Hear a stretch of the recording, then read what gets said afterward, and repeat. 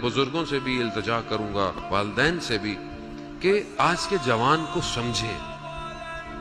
ہم سے غلطی ہوتی ہے، ہم جوان کو سمجھ نہیں رہے ہیں۔ ہم اس جوان کو اپنے زمانے کا جوان سمجھتے ہیں، جبکہ مولا متقیان خود فرماتے ہیں جو تمہاری اولاد ہے یہ آنے والے دور کی ہے، اس کا زمانہ الگ ہے۔ لیکن ہم جب اپنے بچے سے بات کرتے ہیں یا کچھ نہیں، آپ کو نہیں پتا، تمہیں نہیں پتا، ٹھیک ہے، آپ کا تجربہ اپنی جگہ پر، آپ کی ساری باتیں ہیں، آپ کا احترام، لیکن یہ کسی اور زمانے کا جوان ہے، اس کی ریکوائرمنٹ کچھ اور ہیں، اس کی ضرورتیں کچھ اور ہیں۔ آج والدین بہت سارے اپنے بچوں کی باتوں کو، چاہے وہ بیٹیاں ہوں چاہے وہ بیٹے ہوں، ان کو اس طرح نہیں انڈرسٹینڈ کر پا رہے، تو آج جوان ڈپریشن کا شکار ہے۔ آپ یقین کریں، یہ حقیقت ہے، جوان ڈپریشن کا شکار ہے، اسے سمجھ میں نہیں آ رہا ہوتا کہ میں یہ کرنا چاہتا ہوں یا میں یہ کرنا چاہتا ہوں یا میں یوں سوچتا ہوں، چاہے وہ جوان بیٹیاں ہوں چاہے وہ جوان بچے ہوں۔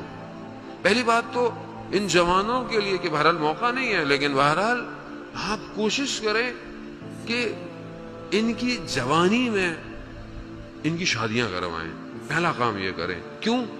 کیونکہ دشمن پوری کوشش کر کر ان کے نفسوں کو خراب کر رہا ہے، کوشش پوری کریں۔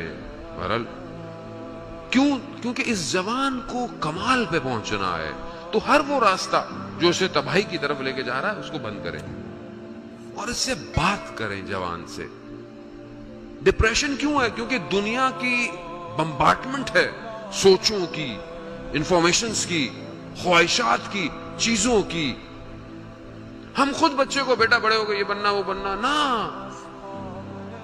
بچے کو بڑے ہو گئے یہ نہ بتائیں تم نے پیسہ کمانا ہے، نہ، بچے کو یہ بتائیں کہ بیٹا تم نے خوش کیسے رہنا ہے، یہ سکھائیں اسے۔ تم نے انسان کیسے بننا ہے بیٹا، کوئی فرق نہیں پڑتا بیٹا، تم کچھ بھی بنو، تمہارا اخلاق اچھا ہونا چاہیے، تمہارے وجود سے کسی کو تکلیف نہیں ہونی چاہیے۔ یہ گفتگو کریں اس کے ساتھ، باہر نکالیں جوان۔ آج جوان نشے کیوں کر رہا ہے؟ نشہ کیا ہے؟ نشہ سکون دیتا ہے۔ کس کو سکون دیتا ہے؟ دماغ کو۔ کیسا سکون دیتا ہے؟ سن کر دیتا ہے، اسے پتہ ہی نہیں ہوتا وہ کہاں ہے، یعنی اس کو حقیقت اس کے آگے چھپا دیتا ہے تو وہ سکون میں رہتا ہے۔ کیوں وہ تنگ ہے اس حقیقت سے جو اس کے اطراف میں ہے؟ کیوں وہ غافل ہو جاتا ہے؟ جب آپ اس کو صحیح طرح بات کریں گے، اس کی ٹریٹمنٹ کریں گے، اس کی کاؤنسلنگ کریں گے، تو یہ جوان کبھی کسی نشے کا شکار نہیں ہوگا۔ اسے لذت خدا اور عبادت خدا میں ملوث کریں، اور وہ تبھی ہوگا جب میں خود عبادت کروں گا، تبھی تو یہ عبادت کرے گا۔